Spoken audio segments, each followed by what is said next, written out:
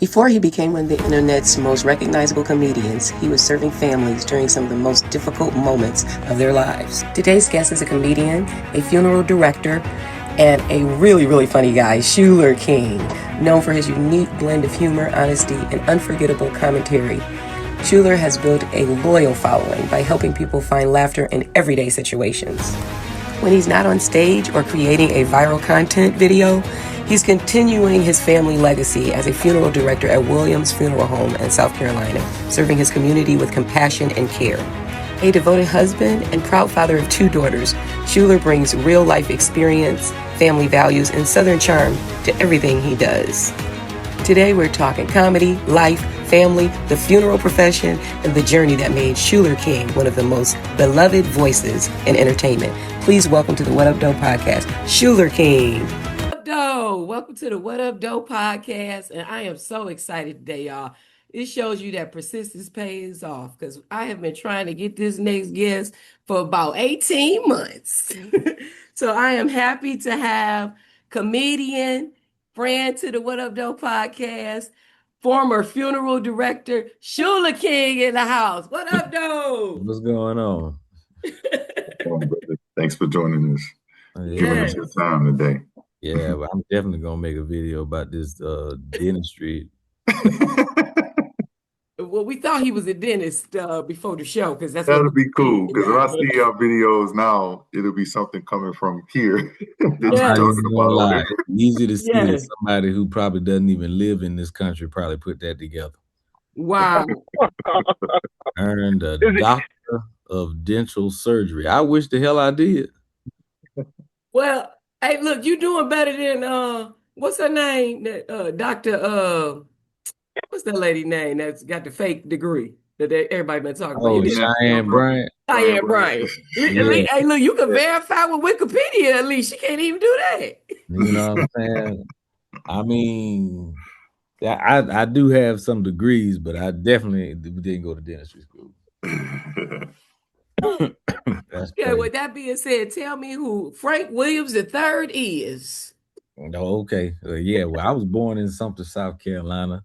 Okay. You know what I mean? That's kind of like in the middle of the state of South Carolina.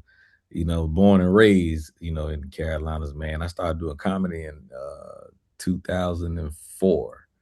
You know, I was like a freshman in college. Yeah, started doing 2004.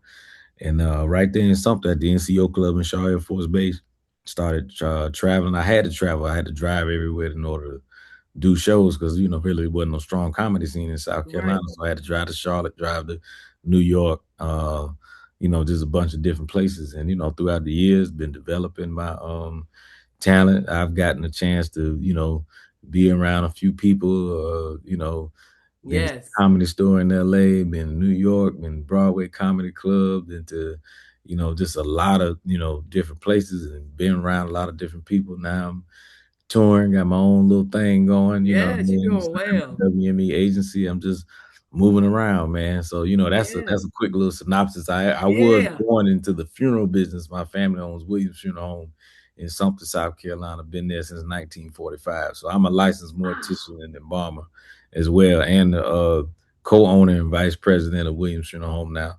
So yeah, that's me in a nutshell. That's how I kind of got a connection with you. I am an end-of-life midwife, and I work for the Archdiocese for many years at the cemetery. And so I work with a lot of funeral directors, and it seems like they got a stereotype. And you don't really fit that stereotype. No, not at all. Not at all. I mean, the truth of the matter is, like, a lot of the morticians that I know, you know, they never did fit that stereotype, but I understand why, because I've met those. I've been to mortuary school. I went to Gupton Jones School of Mortuary College in Atlanta. And like a lot, I guess I don't know if the stereotype, which one you're talking about, because there's a lot of stereotypes about which one you talking about? That the one I was talking about is that they act like they did too. Yep. Yeah, so that one, but then there's the other one that, you know what I mean, that they're very promiscuous. Yeah. I have heard that, but not always. But most of the not always, but you know, a lot of time. If they a mortician and a preacher, that chances are they probably a hoe too. You know, that's a strong chance. Strong chance. Yeah. So that seems like a real big transition. You messing up, Rob. With tangible, You know we at work and stuff, Schuler. So Yeah. I see what's going on, bro? he running out of minutes or something. Yeah, she it's running out of it's a minutes. little, it's a little distorted, Rob. Can y'all hear me good? Yeah. The audio, man. I You gotta was turn your thinking, man, volume. at this time, like when looking at your shows and the connection, obviously, that stands out was, you know, the part that you were part of I think of a family funeral home business and stuff like that, and got into it, and then also going into comedy. And Mhm. this question is kind of is eerie. And in recent times here, I just lost my wife, Yeah, he just lost dealing his with some wife. grieving I think I right sent now you a and message things about like that. that, right? And not trying to bring such a down thing to the podcast, but That's why we need you, the Schuler King. connection, yeah, to laughter. And you know, and it seemed like with you having both, you would be able to answer like a question like, why is laughter so important during painful times like that? Like, because you Well, obviously, you know, you deal with that and then you go into that. What would be your perspective on that, man? I always say it's always been kind of, I guess you could say one of my mantras. I would always say that God gave us laughter in order for us to have the endurance, you know, so we could endure the hardships of life. You know what I mean? Because there's a lot of crazy things that happens, but you know, sometimes we gotta laugh. You know what I mean? That laughter, sometimes you need laughter just to get you to the next moment. You know, we have some difficult times and difficult days. We have ups and downs and disappointments, and we have so much stuff, you know, but you know, a lot of times, you know, laughter will just give us, you know, just the endurance just to get to the next second. You know what I mean? Because you had those moments where you cry, and then you have in the midst of that moment, you know, you may remember something somebody said, you know what I mean? Or something that they would say. I like when my mother called me and told me that my father passed, I was with Lawrence Killebrew, a friend of mine, and we toured together. You know, he tours as my feature most of the time. And so what I told him, you know, my father passed. I said, man, look, we were going on a run, which means we had a bunch of shows back to back. I won't go into detail. So I told him, I said, listen, man, I'm gonna call my agent and I'll tell him that I want you to finish the rest of the shows. You know, they may replace the headliner, but I want you to feature for the rest of the shows. And he was like, man, I don't feel right, you know what I mean, doing this, you know, without you, man. Your father just passed. And I was like, I said, if my father was standing here right now, I tell you, like, bruh, my daddy ain't got to worry about no bills. You do. You need to go on and finish the rest of it. You know what I'm saying? You need to finish the rest of the show. You know what I'm saying? Like, they ain't finna cut his lights off. You know what I mean? They gonna come to that. Like, you need money. My daddy don't need no money. You worrying about him, you need to be worrying about yourself. So, you know, it's just times like that, you know what I mean? Like, be able to kind of, you know, laugh and joke. That's just my personal opinion, that I feel like God gave us after as a gift to help us endure those hardships. And I'm sorry about your wife too. Yeah. Thank you, man. I appreciate it. Yeah, but you know that's great. That's why I asked the question. That's, you know, I never heard it that way. That He gave us laughter for a reason. I mean, God gave us everything for a reason, obviously, but never thought about it that way. But yeah, thanks, man. Perspective doesn't change the pain of death, but it does help. Like, you try to understand it a little bit. Like, I don't know how your wife passed away. Was she sick? Yeah, she had cancer around for 8 years. Oh, okay. Yeah. Yeah. So, and I'm not trying to get deep. I know it's supposed to be kind of lighthearted, but I would say, that's fine. We want to do. yeah, it's just like from what I see, and I know it's easier for me to say because I'm not in the situation, you know. But you know, all of us have to experience death at some point, you know, whether it's somebody that you really love or really close to pass away. And I believe in God, you know, and call myself a Christian. I'd be struggling, but I am one. I'm But struggling too. yeah, so it is of my belief that, you know, I always say that the spirit at this point is bonded by flesh, but flesh is bonded by sin. So Mhm. God promises us that, one day we have an appointed time to be removed from our flesh, which is removing us from sin, because Right. sin is nothing but death. So Yep. even though, we feel pain and we cry, we have to understand that it's our flesh that's in that pain. Our spirit is not Mhm. in that pain. It's our Right. flesh that's actually in that pain because God promised us that he would come and get us. So Yeah. that is, in a way, even though death is painful, we also have to understand that death is a part of a fulfilled promise. Yes. Yeah. Right. Yeah. That's a You funeral director response if I never heard one in my life. That's were. I amazing. mean, I'm not saying it just so. I honestly Right. believe Yeah. that in my I heart, man. believe it. It's Yeah. it's a Yeah. part of Yeah. a I fulfilled trust. promise. Yeah. Thanks, man, for sharing that. Yeah. Yeah. That's what's up. Yeah. Rob, It's your definitely it. sound good now? Can you? I don't know how I sound now. I had to move Oh, around. you still dragging, man. You. Yeah, he gonna have to go to a McDonald's or something. But I'm still, gonna ask. I'm McDonald's gonna ask always his work first help question because out. I got his question, They Shuler. always around close. Yep. Yeah, Yep. So his question is, what was your first stand up experience like? I was nervous as hell, man. Like I said, the first time I ever did stand up was at the NCO club in Shaw Air Force Base, and Mm.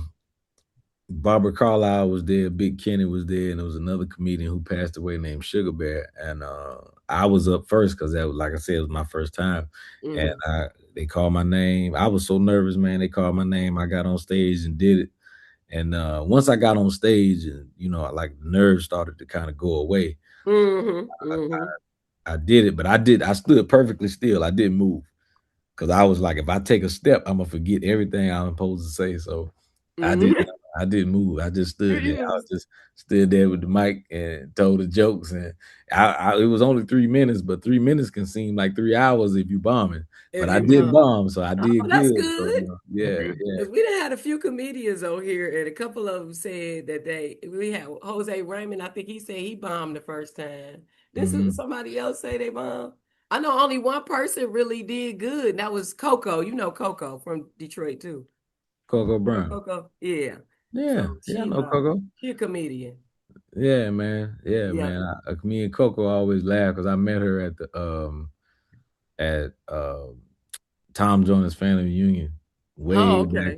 way back in the day when we was doing something, man. Yeah, Yeah. it Yeah, was she's she used to funny. be married to this little. Nah, I can't say little. He was a big dude, but he was real crazy. Like he was trying to talk to the sound guy for Coco. I was trying to talk to the sound guy for me, and he was like, "You being rude. You being real rude." And I was like, "Dude, I was messing around and had to beat your ass in this." You know what I'm saying? I mean, because he was bigger than me, but I'm like, I know he probably got arthritis or something. I had to whip his ass. Arthritis. He You probably know got gout or Gumbo something. Ellen? You knew her. You know her husband who she was married to. I don't know I've been her husband. seeing Coco since I was high school, like years Yeah, ago. And then, and then when they was on Coco. the radio, That's our Foolish Herb people. was on the radio, and Mhm. all of that She and been stuff. on the So, show yeah. before too. Yeah, she definitely extended family. So, and she cool with Howie too. She did one Howie opened for her in one show here in Detroit. So That's my brother right there, man.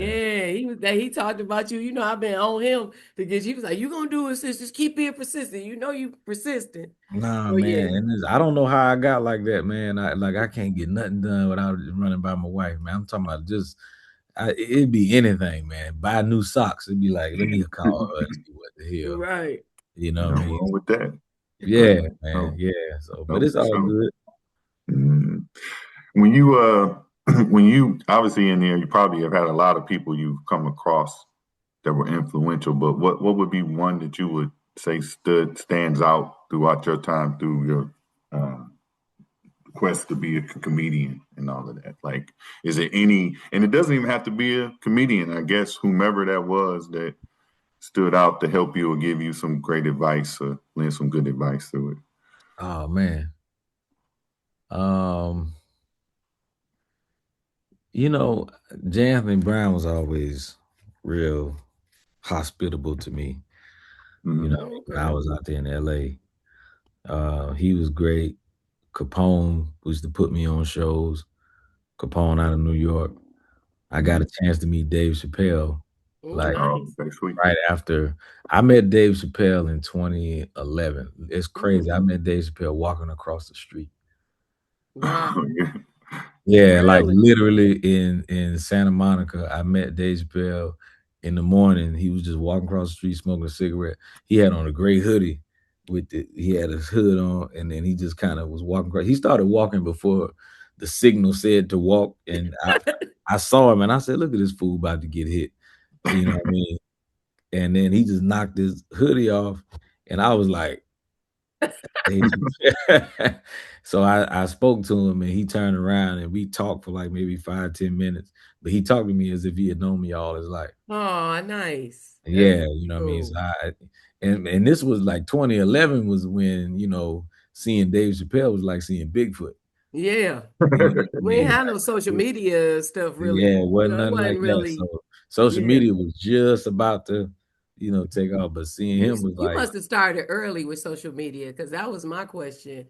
I'm big on social kind of. media. I ain't famous like you, TikTok. I probably got like 150,000 followers, but nothing like you. But I'm saying I started really like in 2014, 2015, Yeah. something like that. You know what I mean? Just at the house trying to figure it out. I Trying to was living figure it in out. Atlanta at the time and was just trying to, figure out what was what, and Yeah. I used to do skits, but um the videos that I do now just seem to They are really good. What they do you just started call to that work. kind of social? I Because don't even know. I it's don't like an even know. you put a video. Cause the one yesterday I saw was hilarious. I don't know what you did. It's like a man with the braids, with his scalp was all swole. Oh man, like I was trying to figure out like who mad at you that done did your braids, bruh? Like it Your was braids terrible. was Like so why would tight. somebody be like somebody that strong don't need to be doing hair? Like if you you know what I'm saying? Like if your Yeah. whole scalp is coming up, Yeah, it was come on, real bro. bad though. But I Yeah, love those, how you do that and you talk about, and all of them, they funny, but they be serious too. Like Michelle Obama, yeah, yeah. I you know mean, about the incident my the other thing day. my thing is this, bro. I'm real Afrocentric. Like my parents made me watch Roots when I was in first grade. You know what I'm saying? Right. And That would do it. yeah, and I don't know if that was right or wrong, but I know I came back to school. I was a whole nother person. You know what I'm saying? I was telling all my white friends what their ancestors did to my ancestors. I couldn't even spell ancestors at the time. I'm like, nah, y'all stole us from Africa. That's what happened. I And the can teacher see was you just looking doing like, that. oh That's my crazy. gosh, who told him? Like, Oh my Right. God. you know what I'm Right. saying? So with that being said, I really don't like tolerate people speaking negatively about other people, but Mm-hmm. especially, Michelle.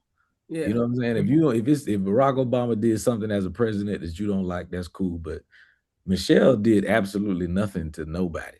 Yeah. She All None she of them would did, did. be fabulous. right. They, And the thing about it is what I learned about what racists don't even know about themselves, is that you hate people for existing. That's the problem. Mm-hmm. Is Yeah. because and I know that because I remember one time I was at a gas station and it was one of them gas stations where you could pump and then come in and pay. You Oh, know what I that mean? must have been Like in I somewhere. know y'all ain't got them in Detroit, but Joe, right. no. no, Like what this I was said. this was a long right. So I was in there paying, and this Asian lady came in and she was on the phone. She was speaking whatever her native Mm-hmm. language was to whoever was on the phone. Mm-hmm. And the white lady behind the counter got upset. Like she literally got mad and was like, if you're gonna like she didn't say it to the woman, but after the woman left, she said if they're gonna be in the country, they need to learn how to speak the language. And I was just like, No African? No. no, I'm just like, that lady ain't even talking to you. Right. She's not talking to you. That woman is talking to whoever. How do you know that the person she's talking to speaks English? Right. That's Right. so And selfish. she's not talking to you. And then this woman walked in and paid you for your gas. Your Mm-hmm. main concern should be You getting money for Right. your service. You're Why right. are you worrying about what? Let me tell you something. As a businessman, as a funeral director, as a comic or whoever, if a Martian walked into the funeral home and said, I want to use your services and here's $15,000, I wouldn't give a damn what kind of Right. Martian, here we go. yeah, you know what I'm saying? You tell me when and where, and we gonna be there. Because Yeah, you're right, I'm not mad that you exist. You know what I Right. mean? And that's how in that moment I learned that your beef is not their language, the beef is not that's not the beef. The beef is they exist. Yeah. Yeah. Yeah. That's true. Yeah.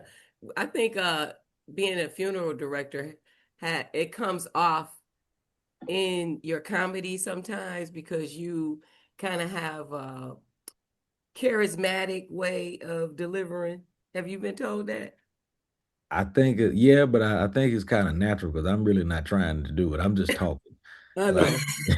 But it's like you having a conversation. Just kind of like Mojo. Like it's kind of like you having a conversation. Most comedians, they do a skit. That's what I'm used to coming up. yeah. But see, to me, it's like you having a conversation. Like whoever you talking to, like, so where you going after this? What you about to do? You like include.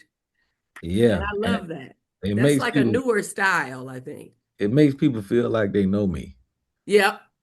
Yeah, I like do. I think I'm like, we family. You can't tell bruh, me like my brother.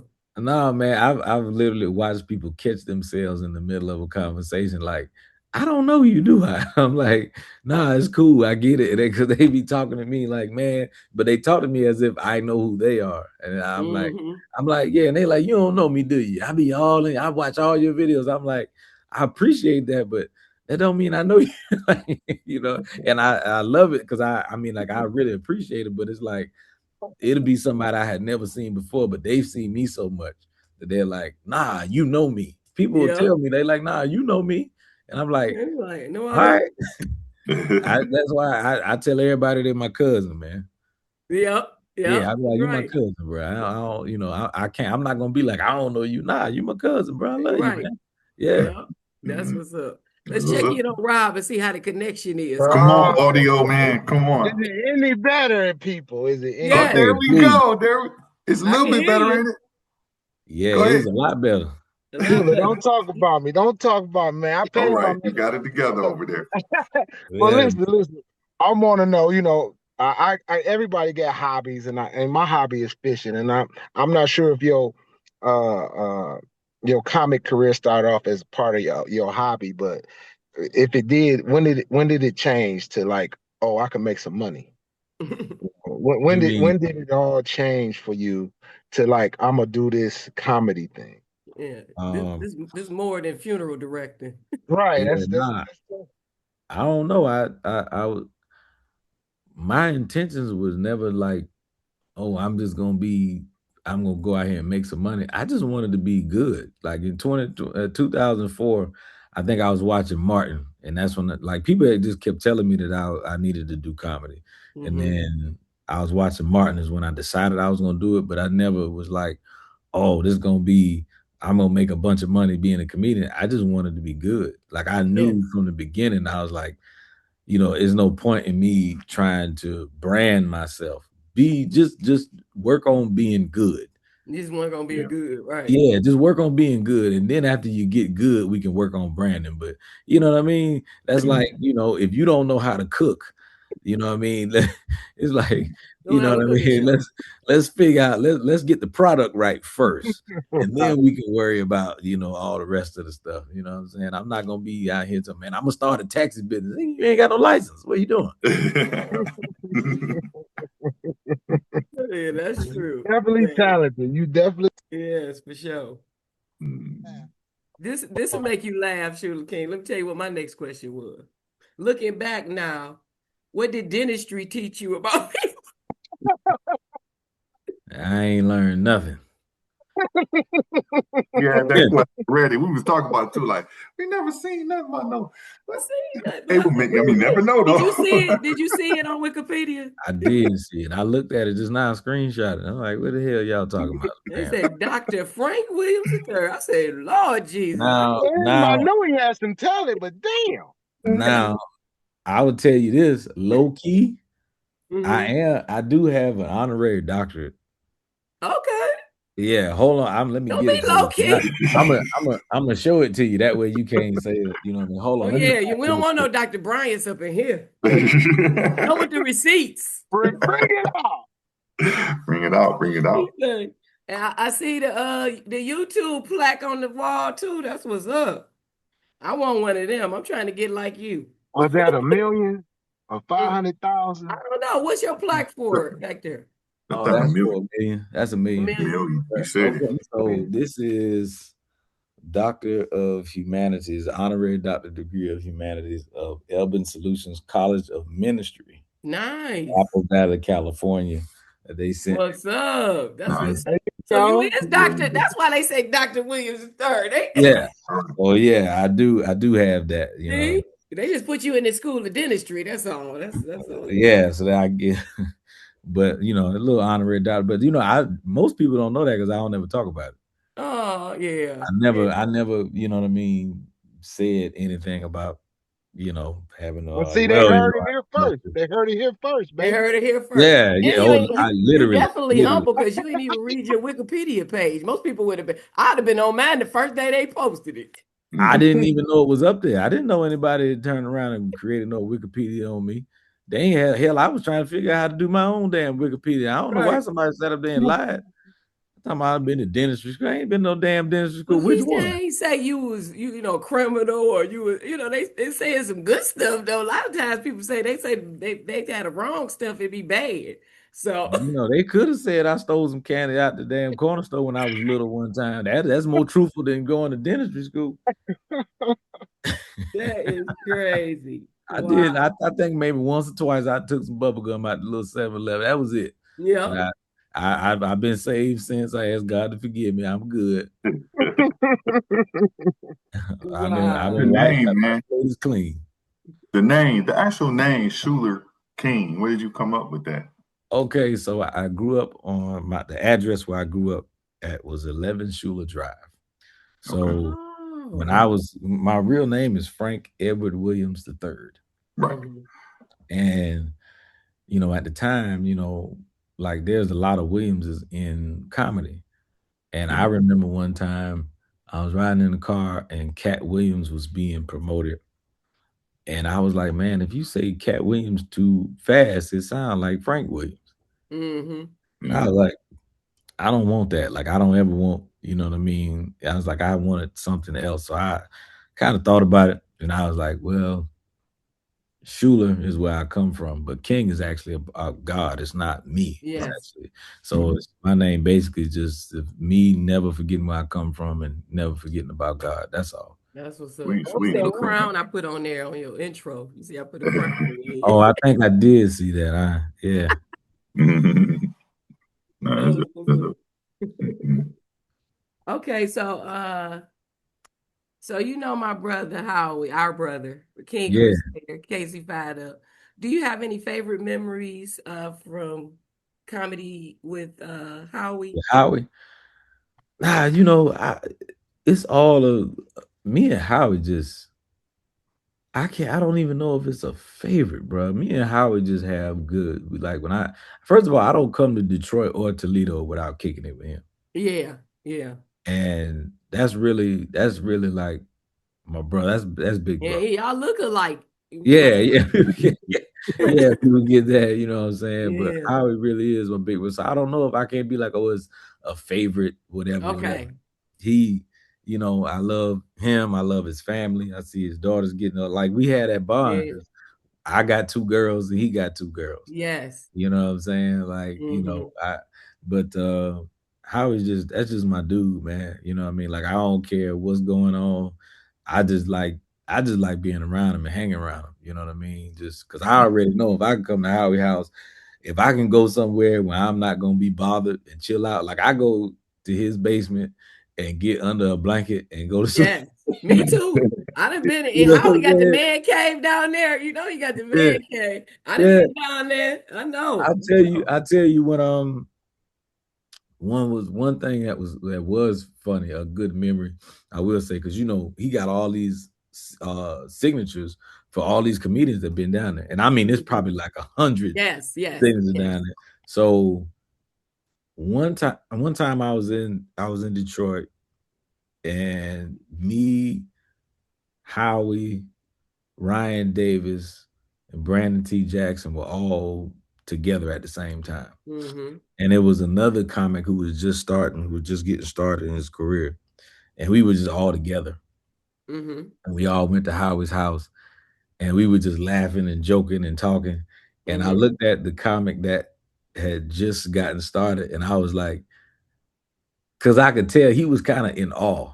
Yeah. You know what I mean? And like that, he was looking at us and how we were interacting with each other. And I just kind of looked at, I was like, you never thought that you'd be sitting in a room with with all these these comics at the same time. He was like, nah, man, I can't believe I'm here. And I'm just like, yeah, bro, you better soak this up, because you know what I mean? You got like everybody was just there. Like, you got all these guys, myself, Ryan Davis, Brandon T. Jackson, you know what I mean? And Howie, everybody got television credits or movie credits, right, stuff like that. So, and I was like, man, you in a good position to just be around, to be around that type of energy. Yeah. Right. Like, I know. Like, yeah. Dang, I already tell me about that. Yeah. Right, yeah. Davis, Oh, it was a Brandon great T. night. That probably would be one of my favorite memories with Howie. No, that's what's up. You mentioned movie credits. I was gonna ask what's in line. You think you're gonna be in anything, any type of movies? America's Got Talent. That was nice. Anything you can talk about, at least right now? That's the only thing I can't talk about now. Okay. None of it. But it's cool though. It's cool, but I can't talk about it. Well, you can talk about America's Got Talent. Yes, I can. Yeah, that was nice. Yeah, it was a great experience. You enjoyed that? Was it twice you were on there? Yeah, I did. That's I did. what I thought. Okay. Yeah, the thing about America's Got Talent, man, it was so dope that being around great producers, great writers. Excuse me. I'm sorry. But just being around, all those people, like, once the cameras go off, like, everybody's extremely nice. I know, I think people some of the judges kind of have a thing of being hard on people or whatever, but it's not like that. At least that wasn't my experience. It wasn't like experience. It was very, very good, and I mean, everybody. Terry Crews was extremely nice. Yeah, he seemed like he just cool. Yeah, man. People be like, I know one of my partners was like, man, he kicking with Terry Crews. I'm like, yeah, man, Terry cool. Like, he really was. He really was. He seemed cool, like he cool. And my ex-wife went to the prom with him. Oh man, I ain't never tell you that because he from Flint. Right. Oh yeah. Man, I'm I think sorry you told me about that, right? Yeah. I'm sorry to hear that, right? No, me too. Look. I worked with a guy who went to school with him too. Yeah, we worked together. They played football together in college. He's really he was really cool, man. He was really cool. He seemed like a real nice guy. That whole experience was dope, man. You know what I mean? And I know for me, when you get a chance to get on the big stage like that, the main thing, I always like get tunnel vision. I'm like, just focus on the task. Right. Don't focus on anything else. Focus on the task. Don't focus on the cameras, the people, none of that. Focus on the task. Just that. Don't focus on all the rest of this stuff. Like, oh, you know what I mean? There's cameras and lights and all these big. Nah. Yeah, skip it. Well, you seem you're pretty laid back, but who has took you out your comfort zone and made you like starstruck that you met? Where you was fanning out, like, you know what I'm saying? Like, if I was able to ever meet Michael Jackson, I probably would have been like, oh yeah, nah. Michael would have definitely got some tears out of me.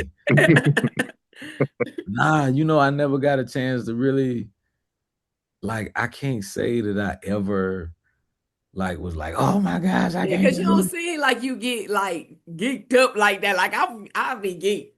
Nah, I'm cool, man. You like, laid back. Yeah, I mean, like, you've seen so many people, but it's like, and then now I'm at the age now where I'm like, man, I kind of don't want to meet certain people. Dang. You know what I mean? Like I kind of like I would just be like, hey, what's up, man, and keep it moving. You know what I mean? Wow. That's very Yeah, like humbling. I don't even want to go there because if I do and then you disappoint me, then I'm gonna be like, man, dude's a butthole, man. Right. Yeah, Yeah, I've and then heard some. at this point in my life, I would actually tell you that. Mm-hmm. You know what I mean?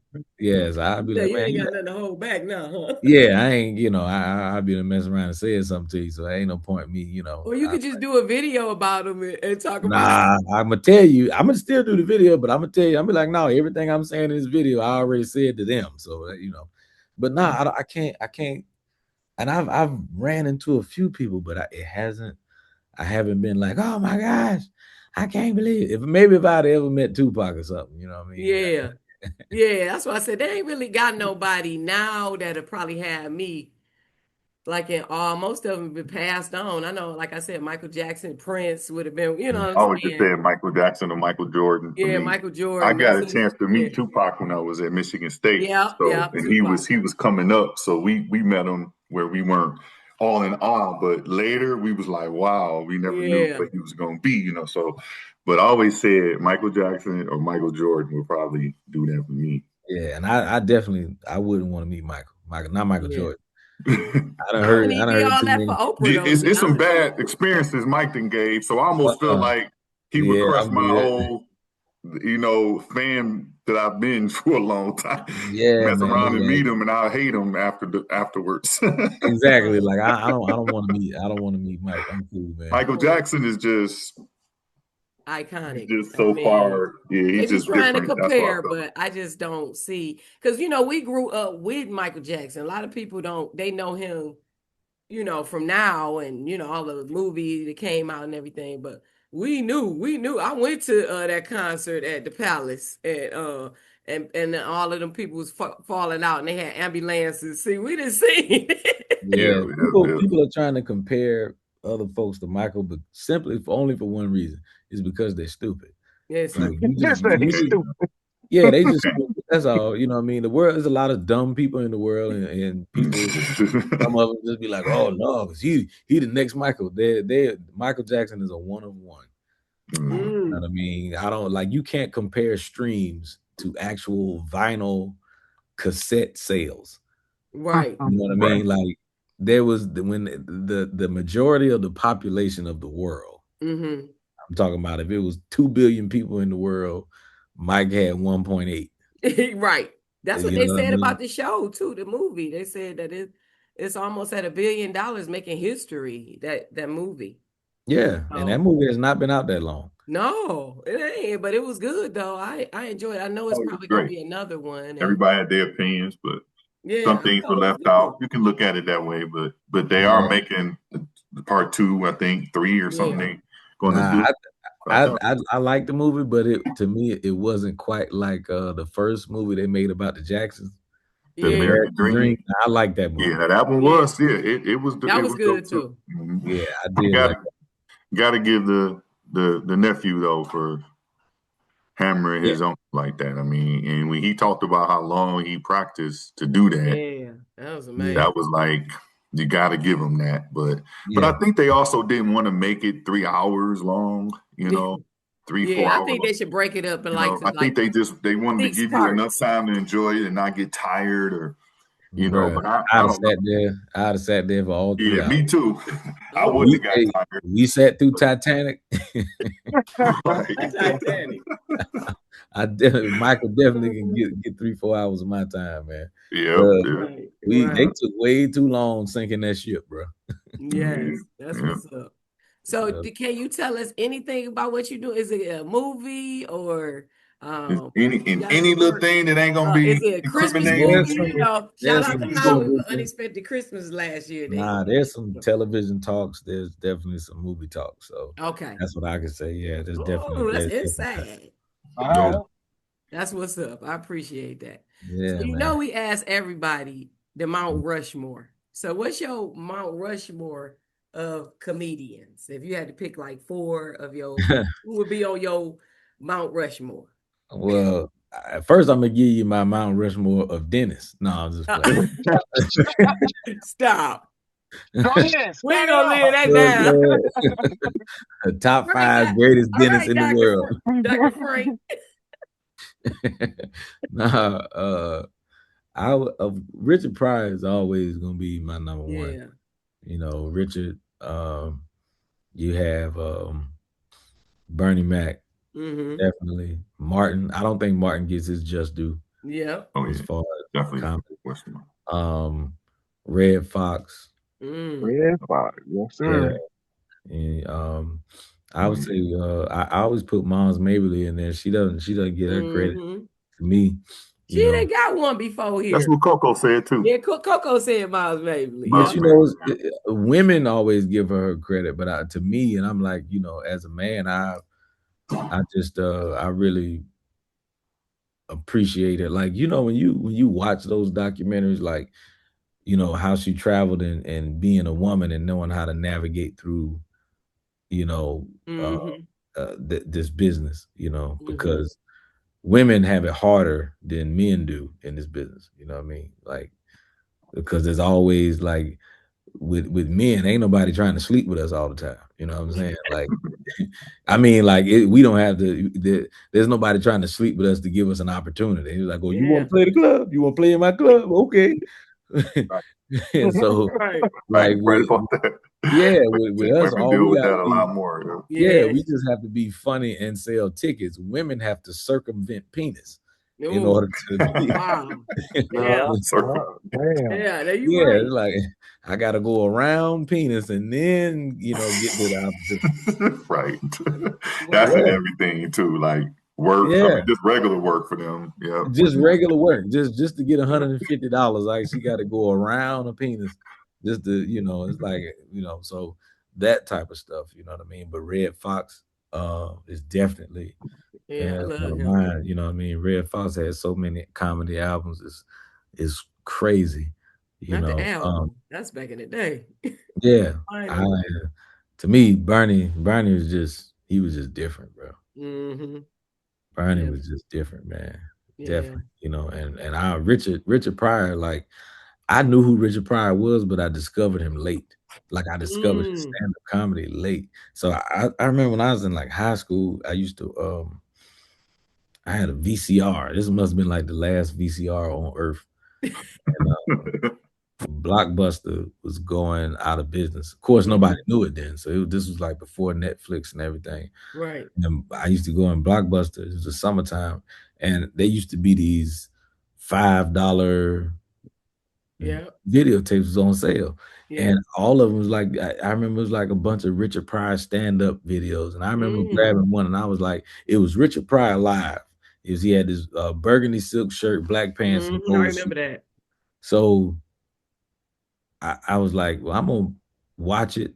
I'm gonna just watch it one time. I was like 9 times out of 10, I probably done heard all these jokes from somebody else. They probably done stole all the jokes already. So I'm gonna just watch it. And I watched it one time and I was hooked. Like, Richard, I never laughed that hard in my life. Like Richard Pryor, like I was literally gasping for air for about 30 minutes. There was no way. I was like, I knew it was funny, but I didn't know Richard was that damn funny. You know what I'm saying? Everything about Richard is funny. He just I just started becoming a fanatic and started like watching. I went back to Blockbuster and was just buying up all the, you know, VHSs and, you know, YouTubing and trying to dig and find out, you know, like going into who he actually was as a person. You know what I mean? And that's when I just, you know, once you find out who somebody is and the things that they've gone through and all that stuff, like, man, like it's hard not to love Richard. Yeah, it is. Right. A lot of times when I see some Richard Pryor stuff, it just amazes me. Like, you might watch a video of him doing something back in the 70s, and he'll say the N-word like it ain't nothing. It'll roll on TV, and I'm like, and it would just amaze me. Even now, it's kind of like it's mind blowing that how he would just say what he wanted to say on TV. Yeah. But amongst that, I gotta ask you this question: like, you know, when you became famous, whether you know you famous or not, but you famous, brother. Has that, you probably don't even feel it, but you famous. But has that changed your approach towards like comedy or the way you do comedy? Has that changed your approach like to anything? Not at all. I could Not You at the tell. all. same. I could Not have at all. answered that for you. No, Right. I don't change nothing.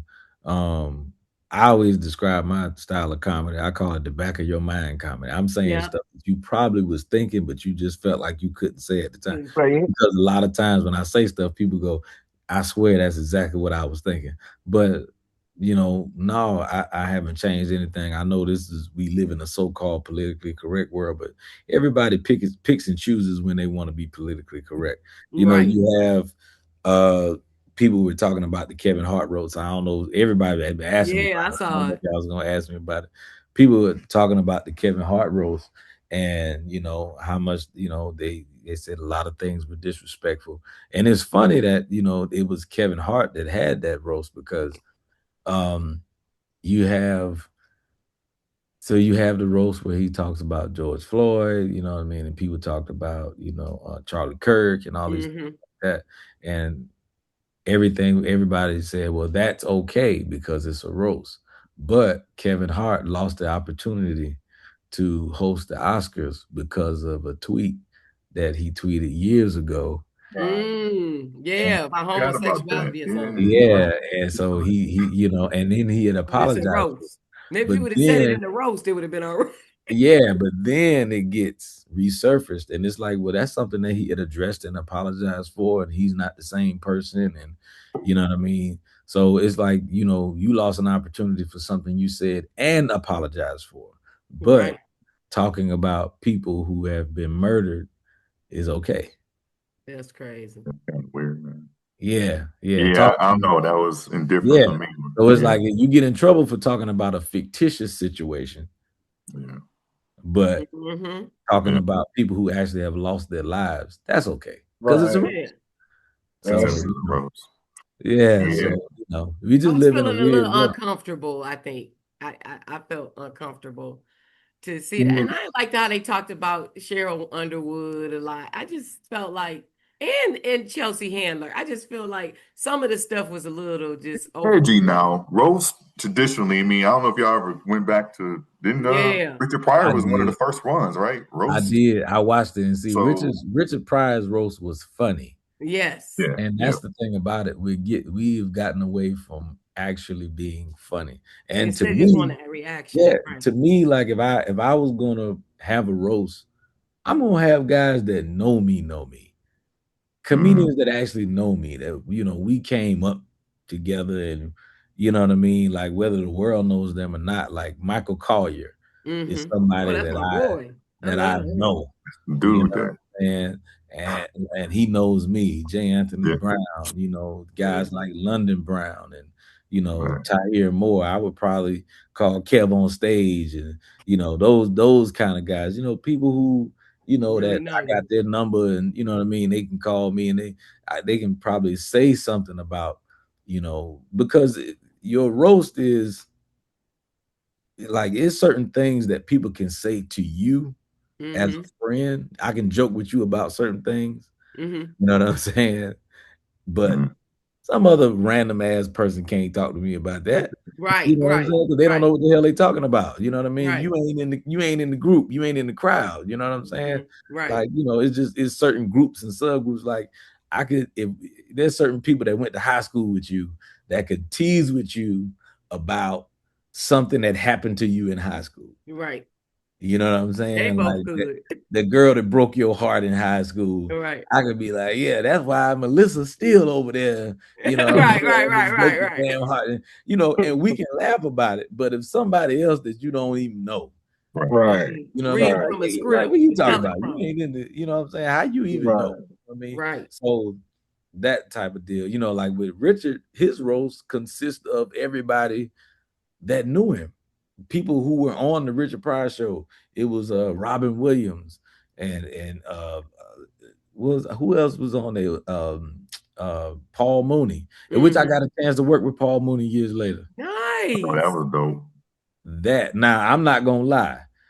If you talking about being in awe of somebody, now That's I'm what not. okay. that.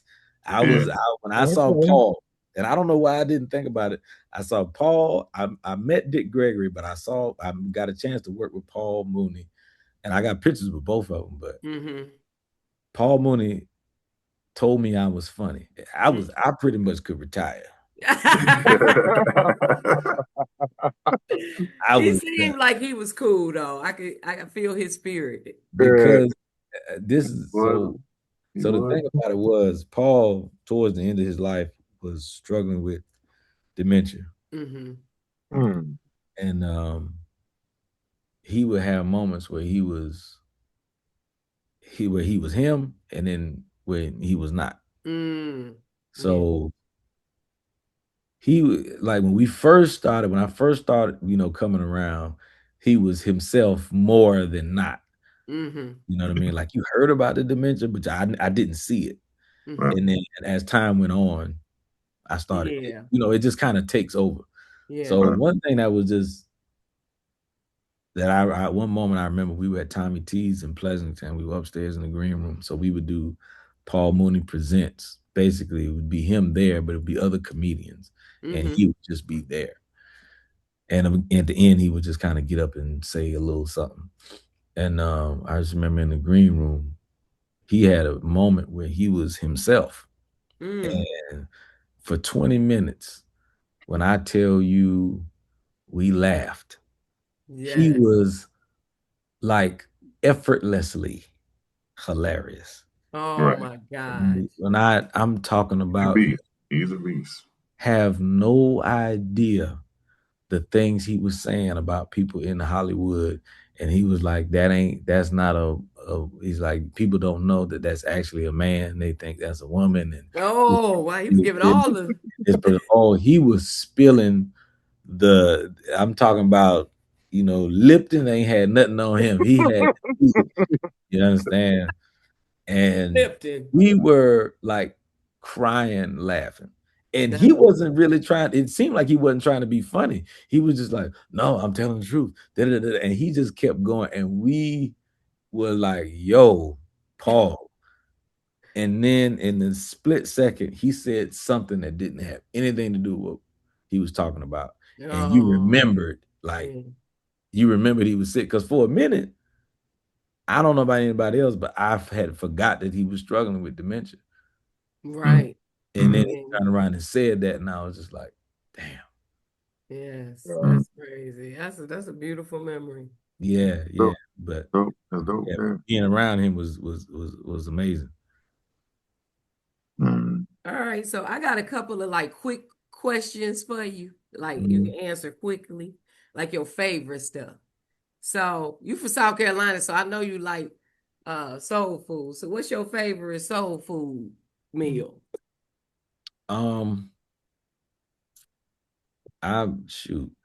What is my favorite? I ain't gonna lie. I know this sounds cliche as hell, but I like me some good fried chicken. And my wife, that's good. My wife makes some good fried chicken. Yeah, that's what's up. You know what I'm saying? She does. I ain't even. I thought you were gonna say some neck bones or something like that. Yeah, no. I mean, I'd have had neck bones. Yeah. I had them, but don't get me wrong. I'd tear a neck bone up now, but and being from the South, man, I've eaten everything except chitlins. I ain't messing with. I don't mess with chitlins. I ain't messing with chitlins. But I've had chicken feet. What's your favorite city to perform in? Say what? What's your favorite city to perform in? I have a lot of them. One of them is yours. Detroit? Okay. Absolutely. Okay, dope. Absolutely. Everybody love Detroit because we loud and ghetto. So, but I'm telling you, Detroit ain't no love like Detroit love. Yeah. People can say whatever they want to say about Detroit. The people of Detroit, ain't nobody like y'all. Yeah. What up, though? Ain't nobody like y'all. 313. Yeah. Nobody like y'all, man. Yeah. You got some more? Or you just we'll take all of the credit. I mean, okay, yeah. I don't want to single nobody out, but I love we love Cleveland, love Atlanta, Columbia, South Carolina, whenever I can get home. Charlotte's always going crazy. Houston, Texas. Well, any city in Texas. Okay. Any city in Texas, I just get love in Texas. I mean, they accidentally love me in Texas. I don't know what happened. Accidentally. They show up and show out every time. I mean, LA, I get a lot of love in LA and Oakland. You know what I mean? Because I've been everywhere. Nassau, Bahamas. You know what I mean? That's love. good. So Just you do love. international stuff too? Because I just got back from a journey throughout Asia, and I was thinking about that. I was like, I wonder if he do stand up. Like I was in Thailand and Everywhere. She was on you. She was on you. Is he over here? Nah, I've been it's crazy. The last time I was in Nassau, Bahamas, shout out to the promoter Nelson Armley and Paragon Nights. They did an amazing job. We did Atlantis, the theater in Atlantis. We sold it out twice. Wow. And it was just me as a headliner and a couple local acts. They were funny as all get out. But it was amazing, man. It was amazing. Wow. Yeah, I felt like a real star out there. I came to them, they was like, "Hey, what's up, man?" And I'm like, people were all excited. And I'm just like, okay, that's what's up. You know what I mean? What makes you laugh though? Like, what do you do for laughter? Because you can't watch you probably watch yourself, yeah. But my kids, my two daughters make me and my wife laugh all the damn time. Your sister, I saw your baby talking about Siri. They make us laugh, Siri. Man. Like because kids are just developing themselves and getting themselves together and trying to formulate sense. There ain't nothing worse than a child being mad and not knowing what to say. Oh my God. You know, she was calling on Siri, honey. She knew. She knows Siri. Ways now to figure it out, though. Yeah, it's like my 2-year-old will be mad as hell and trying to figure out what she want to say. She's like, Nova, not nice, and I'm like, oh, okay. Like, what's going on? But then that only lasts for a little while because after a while the sentences start coming together. Because we read to them all the time, but they kill me, man. We laugh at them all the time. No, that is cute. Yeah. All right, Rob, what you got? We're gonna ask one more question, then we're gonna wrap it up, because I just want to know, like, when you go out just on a normal day, can you just go somewhere without everybody recognizing you? Is it somewhere with do you have to be like, damn, I just wanted to go get a pop and I get people trying to talk to me all the time? Or nah, you know what? This is the thing. This I don't get irritated. Even if I'm not even gonna lie. This interview right here is actually brought up my spirit, right? It brought up my mood. Nice. I was having a bad day. I had a little bit of disappointment yesterday. So I'm doing that. Y'all are actually making me feel better. So to answer your question, though, no. I'm always trying to have a mind of being grateful. Just having a mindset of gratitude, because this is what I prayed for and this is what I work for. So I can't be like, oh, I don't want to be bothered. Hey, listen, man, God bless me to be in this position. And if somebody who appreciates what I do wants to talk to me and have a couple of words and just share a moment, bruh, listen, no matter how I'm feeling, I will always take a picture.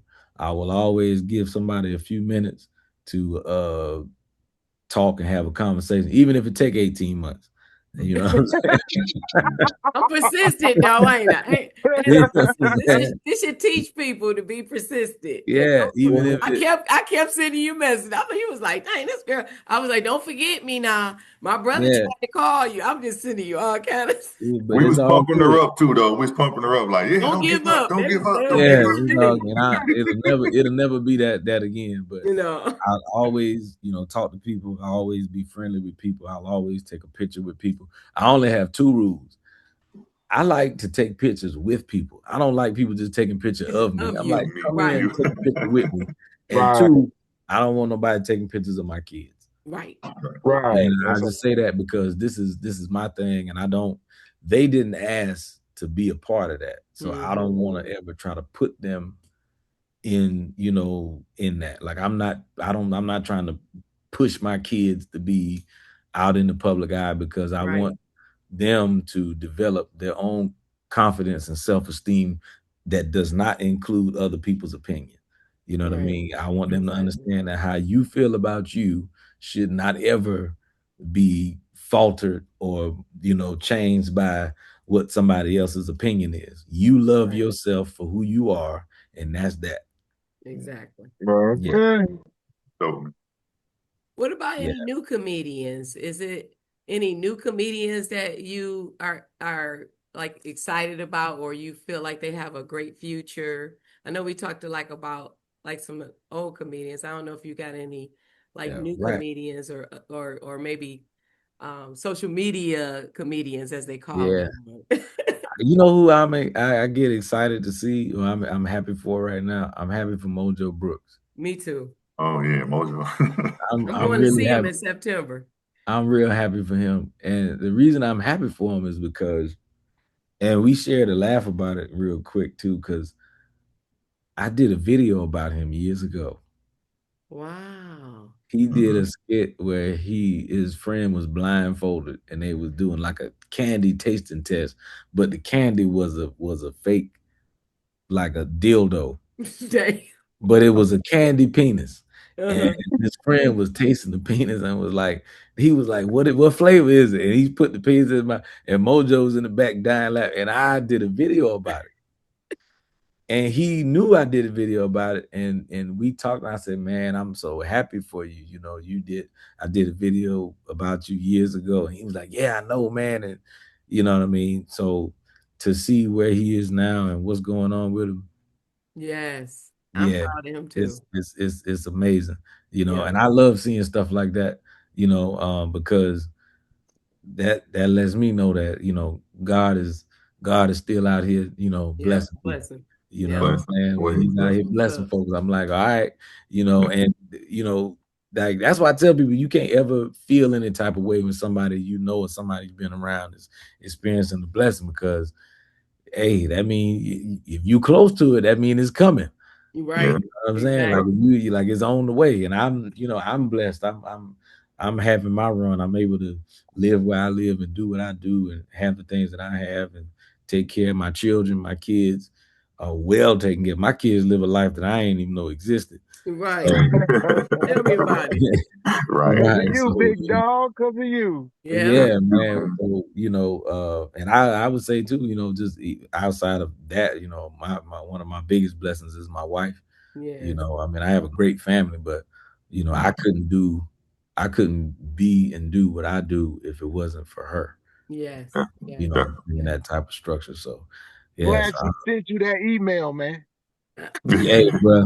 I'm talking about your wife. Your wife had to remind you. Bro, I just gave up and just told her, I was like, man, there's people trying to do a podcast. This Howard Bear home girl, man. I was trying to do it and just like knock it out. But she was just like, all right, cool. I get to like I was trying to be an adult. Trying to get some. We're trying to get some of them followers you got. Maybe if y'all following him, y'all need to come over here to the What Up Doe podcast. We need some followers too. It's all good. And yeah, I was trying to be an adult, but I can't be grown without, Right, Yeah, right, exactly. I don't get nothing done. Sorry. You got something done? You ain't. Oh, you got any last questions or Donnie? I think I'm pretty set. I just appreciate you coming on, man. You blessed us. Yes. Blessed me at a time in my life too, and transitioning to new chapters. So I just appreciate you coming on and showing us the love, man. That's all I got. For sure. Yeah, man. Keep your head up, Donnie. Yeah. And if you ever go to Asia, when you go to Asia, if you go to Thailand, I got lots of family there, so you know what I mean. I could definitely. I was wondering, you look like you got some family over there. I do. He said, "There you go." See, don't start them shooting the kid because I'm telling you, they always tease me. So my father is half Thai. So, okay. Yeah. Okay. So yeah. I I'm was probably looking. 25%. Yeah, that's enough. That's enough. They show through on it. That's enough. That's enough. I was looking at it. I'm like, yeah, she got something. They ain't give me the hair though. That's but that's good though. But that hair, the hair gonna, if don't nothing else show up, that hair coming. I would have liked the straight black hair, but I ain't get that. But yeah, no, that hair gonna sneak in there. Don't worry about that hair. But I got a whole bunch of family there, so you know what I mean. And I got some connections over there, and they would love to have you there for sure. Really? They do it.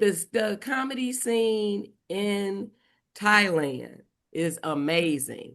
It is amazing, and because it's a tourist place, and a lot of people come there and they want to see American comics. You know, you don't want to come see that and nobody. The Thai people, I don't know about Thai people doing stand up in Thailand, but they usually just want American comics. You know, it was crazy. I love real estate too. How's the real estate scene out there? It's wonderful. You can actually get a visa if you buy property there, but you can't buy the land that the property sits on. Say what? Unless you are Thai. Now I can get you in one of my cousins or something. I have to look into that because. But yeah, you could buy the property, but you can't buy the land. Yeah, all of them had their little different rules and things like that. But the cost of living is amazing. So I was over there. Okay, my budget was $1,500 to $2,500 a month. I ain't never go over the minimum $1,500. I paid like $300 for my apartment, and then like food and stuff. I mean, it was never over $1,500. Everything was for ride like Ubers anywhere I wanted to go was like $120 for the whole month. Man, that sounds like a good little Airbnb situation. It is. It is wonderful. It was wonderful, and the weather good too. It was like 80 degrees every day. Just buy up some apartments and be like, yeah, y'all come on over here and rent this out. You should go over there and you should take your family because you'll be amazed. You could literally be over there for 6 months and spend $6,000. And I don't know nowhere I can do that. Hey, man, it sounds like it's just hard to spend a lot of money there. That's what everybody talk about. I was trying, and I'm you got to really work hard to spend a lot of money if you want. I bought some Jordans for $30. I got some J's for $30. Oh yeah, no, don't tell me that because I sure would have came back with a bunch of them. Yeah, I came back and would have sold every last one of them. That's a $70, $80 markup right there. I know. Hey, don't be surprised. Don't tell me that. Hey, look, I might get into promoting. Hey, don't tell me that because I'll be selling them things for the low. The low. You talking about 30, a dirty 30? So if you get for $30, you gotta sell it for at least. I would say at least $100. You got to sell it for. Man, look here, Jay's. That's still a deal. They on the shelf for $250 right now. Really? All day, just about at least $200. The shoe market is. I tell people. I mean, we've been around this since 84, 85. Yeah. Buying these Jordans and buying Nike, and the shoe market is amazing now. Yeah. It's like no other. Like I never thought it would be the way that it is. I mean, even old worn shoes are being sold. Like people buy worn shoes now. That was never nothing like that in our day. We wouldn't buy nothing worn for a couple $100. No. Spray that stuff in there like they used to do at the bowling alley. Make sure you don't get. My friend was telling me that, like, he actually buy those type of stuff, and people who into buying the shoes, and it's amazing where that market went. Don't have me set up shop because I do it. I be selling J's at the funeral home. and the dentist office. And the dentist office. Tell me this. Since you did embalming too, right? Yes. Okay. So do people be taking people's clothes and stuff off before they bury them? And like taking their rings and like stuff? Stealing from them? Yeah. I've heard of it, but we never. I know y'all, but I'm just saying I've heard that, like people taking off their Jordans when you say Jordans, and I'm like, wait a minute, nah. I definitely don't want. I definitely don't want to have to answer for none of that when I die. Right, exactly. Because I feel like after you died, and if somebody you stole from somebody, they'd be sitting there waiting on you. You're right, exactly. You know what I'm saying? They'd be like, so you took my Jordans then? And ain't nothing worse than getting your ass whooped after you die. You know what I'm saying? Or getting told on to Jesus, which yeah, even though he know. You know you stole from somebody, and then when they call you up there for your judgment, that the person you stole from would be like, after I died, he took my Jordan, right? You know what I'm saying? And then they play it. They actually play. Like I don't know why I always picture I do that they got too. I be thinking they got a video. Yeah, they got you. You know what I'm saying? They got your whole life on video. I'm like, bruh, really? Y'all gonna play this? So everybody gonna see? Like, they gonna be like, but you know what? That's your conscience, and that make you. I think that's what make us better people. Because I live my life with integrity like that. Like God is always watching. Because then you ain't got to worry about if you're doing nothing wrong. You know what I mean? Yeah, I know about but everybody fall off. Yeah, that's why, you know what I mean? That's why I be like, God, just like, I know you see it, but just, I'm sorry. This time I ain't gonna do it again, but well, thank you so much for being on the show, Schuler King. It's been a blessing. Absolutely. It shows everybody that perseverance pays off. And just if that person been saying no or ain't saying nothing to you, keep trying. Oh man, listen, I'm sorry, but now you got me though. You got doctor. You got the doctor, the honorary doctor over here. Dr. King. Yeah, there you go.